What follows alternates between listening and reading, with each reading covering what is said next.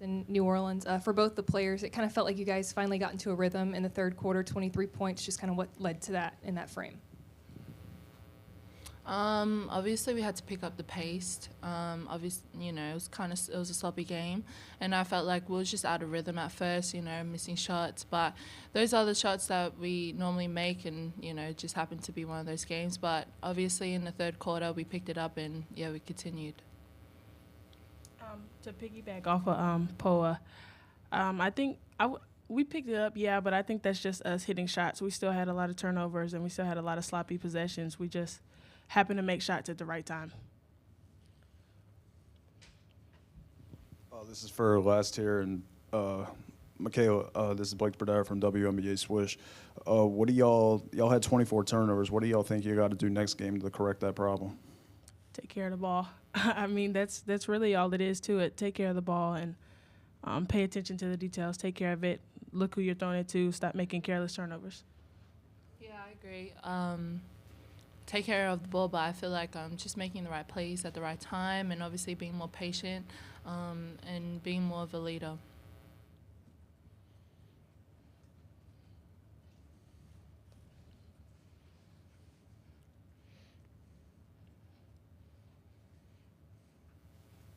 Yes, for both of y'all. Just how good was it to be tested right out of the gate and kind of feel the intensity that is postseason play?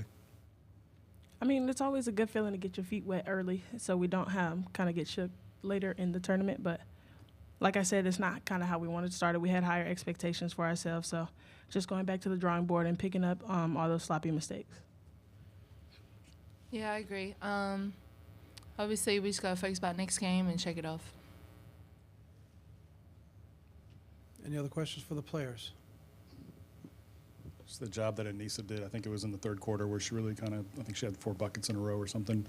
Her physicality down low and kind of helping you guys get back on track. What kind of teammate and important part of this offense and defense especially is she? Anissa, as soon as she came in, she was a leader, especially for me. So just her picking us up, and when she goes at a full head of steam, we're all right there back to follow her. Just like MK said, Anissa's just a beast, obviously, and once she gets her role and, gets the hot hand and the feel for the basket, we, kind of piggyback off her, and, she's just an amazing player, so she did really good. Y'all out-rebounded them by over 15. Was that, and was that in a point of emphasis to get the ball to Angel and Anissa? Was that the point of emphasis to get them the ball and to get the ball in the paint? Yeah, the main focus, because we pretty much have the best bigs in the country, and I truly believe that. And I feel like the first thing while playing, it should be looking inside, and obviously once they start doubling and trying to piggyback off how they're playing them, then we kind of can run different plays. We're good with players. One more in the back for the players. Chessa Boucher with NBC 33 here in Baton Rouge. For both of you, Angel struggled. She was double-teamed, had a lot, but she also dominated the boards. What did you see from her, knowing that, hey, maybe she's not getting the looks or the shots that she wanted, but making up for in the back on the other side? I think Angel's just a good teammate. Even though she had an off night, she was there for me every time I missed a shot, encouraging. She was talking about how she was just going to rebound and do her part on the defensive end. So I appreciate her for being that leader and not getting down on us in the game. I've been playing with Angel for a while now, and I feel like the expectation, especially for women's basketball, she set it so high. And obviously when she does have one of these games, she does show the leadership, on the other side, it's okay, keep going. And people don't obviously see that part, but she's a great leader. Paul, Michaela, thank you all very much. Congratulations. Appreciate your time. We'll look forward to seeing you Sunday. Thank you. All right, we'll let the players get back to the locker room. We'll open up the floor for questions for Coach Mulkey. Again, please introduce yourself and your affiliation. And with that, let's open up the floor for questions for the head coach. Michael Cobble, WBRZ TV in Baton Rouge. You talked about this yesterday, just the concern about the time off in between the tournament and this. What did you think about, the team and the way they came out and eventually settled? I want to give credit to Rice. just a coach that believes Rice was excited. They have a new coach. 2 of my former managers are their coaches. Proud of those guys. I just thought there was a feeling about us that maybe lack of urgency and thinking that you could get beat. But at the end of the day, you have 24 turnovers. You're gonna look bad, and 24 turnovers. It almost became comical because I thought, are they in a contest to see who has the most turnovers? Because that's how many each of them had. Jerry Lee Willis Jr., the College Sports Report. Coach, you just mentioned one of the points of emphasis you carry on in practice all the time, not having an off day. And today, it wasn't so much an off day, but it was just that they were slow. Ugly basketball game. It was an ugly basketball game. It's okay. You won't hurt our feelings. Okay, it happens, but you won. Keep perspective. You won. You survived, and you're going to advance. If I remember last year against Miami in the Elite Eight, that was an ugly basketball game, and I told the audience I'd turn my TV off. I wouldn't watch this. It was ugly today. To emphasize the good things, we did hold them to below 39-9 from the field. You're going to win games when you do that. We didn't shoot it bad, with the exception of a couple of players. I thought the other players had good shooting percentages in the shots that they took. I thought we got to the foul line like we have all year. We put them at the foul line, if I remember, right about the 8-minute mark of the fourth quarter. That's bad. That's bad defense right there. And we were not very disciplined in that fourth quarter. I thought our crowd was outstanding. Very, very good crowd today for a 3 o'clock game on a Friday. But we don't work in Louisiana. Fridays are that's the first day we get to party. The weekend, baby.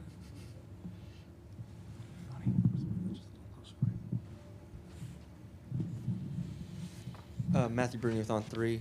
Just Michaela and Flage, especially Michaela coming back from the injury. Just how did you evaluate them offensively and how they were able to get their shots? Well, they both shot it pretty good. I think Michaela was 5 for 10. Flage was 5 for 9. That's a freshman and a sophomore. And I thought they did just fine shooting the ball. Because they're just the turnovers. I mean, 24 turnovers, that's bad. And I'd like to give Rice some credit for their 1-3-1 half-court defense. May have created maybe half of those, but a lot of those turnovers were just us. A lot of them were just unforced. Scott Rappelé with The Advocate. Kim, would you talk about playing Poa, how you've planned to play her today? Did you think you'd get that many minutes out of her? Yeah. And how did you think she looked? I thought she did fine. I thought she frustrated me at times, just like Haley did. Those are your 2 primary ball handlers. What did they frustrate me with? Turnovers. So it was flipping a coin, which one was not going to turn it over. But I'm grateful that Poa is healthy. I'm grateful that she's back, and we're a better basketball team. We have more depth with Poa, and she's not under any constraints as far as playing time or anything like that. Bryce Kuhn with 24/7 Sports. Coach, it was kind of mentioned earlier to the players, but just your kind of initial reaction to, obviously, Anissa as a tone setter. I mean, I know you've seen this all year out of her, but especially in that third quarter, felt like she can really kind of set the tone, and both players mentioned we follow when she kind of gets rolling. Anissa is, her motor never stops. She's just, she has the same pace the entire game, and that pace is just really good. And she's just been an outstanding player for us, undersized post player. Probably don't use her enough on shooting the 3 ball because of our offense, but she battles in there for rebounds. And I'm just grateful I get to coach her and she's on our team. In my first question, you kind of had a statement that maybe they didn't feel like they could be beat. Did you like that this was a bit of a reality check or a test for them? I like that we won. I mean, I'm not going to sit here and critique everything we did bad. What good is that going to do? There are a lot of teams that got beat today that weren't supposed to get beat. We won.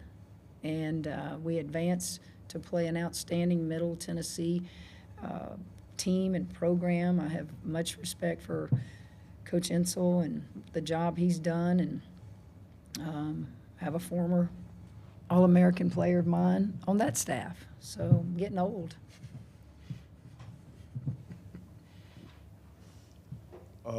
This is Blake Spadell from WNBA Swish. What do you think of Angel's leadership abilities despite her having an off shooting game?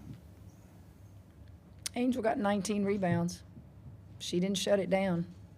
She got 7 shot attempts, so it's not the Angel Reese show with us.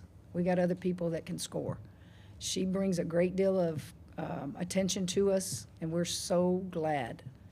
She's an All-American, but everybody's entitled to a bad game. She's entitled to one, and her teammates picked it up for her. Freshman, scored points. Poa came in from being hurt. You just help a teammate. You just battle through. But the only time a coach or the only time I would get upset with somebody that has a bad night is if you just quit on us. You don't give us something. Well, she, I think, almost had 20 rebounds, so she was trying. One more question for Coach right back here. Coach, you mentioned earlier not wanting to really dwell on all the bad things. It doesn't do a lot of good. What do the next 24 hours look like for you all in terms of kind of moving on from this and kind of prepping for Middle Tennessee? Well, we're going to have dinner tonight. We're going to recruit tonight. We're going to watch film tonight. We're going to get in bed late tonight. We will sleep in a little tomorrow. We'll come and watch film as a group tomorrow. Come meet with you guys again tomorrow. I can't wait. And get back on the floor, very limited minutes, because they played a hard game today. So, do we know what time we play Sunday? Anybody? Not yet. Won't know till late tonight. Won't know till late tonight. Is that before my bedtime or after my bedtime? Sounds like you're going to be up late, so we might Probably find before. out. Because television dictates everything, right? Why are you looking Right? Why are you looking at me? Huh? Some whiskey. You like whiskey? You knew. Where are you from? You haven't been in my press conferences, so where are you from? Mandeville, St. Tammany Parish. They got a lot of whiskey and good boiled crabs in St. Tammany. Come back. Don't make this your first and last trip here, okay? Good, good. Coach, thanks for your time. You Congratulations. bet, We baby. appreciate it. You bet. We'll be back here in just a couple minutes. We'll hear from Rice's head coach and a couple of players. Once again, LSU gets the win 70-60, advances to Sunday's game against Middle Tennessee. We'll be right back in Baton Rouge. Thanks, Coach. I left it for you. I'll have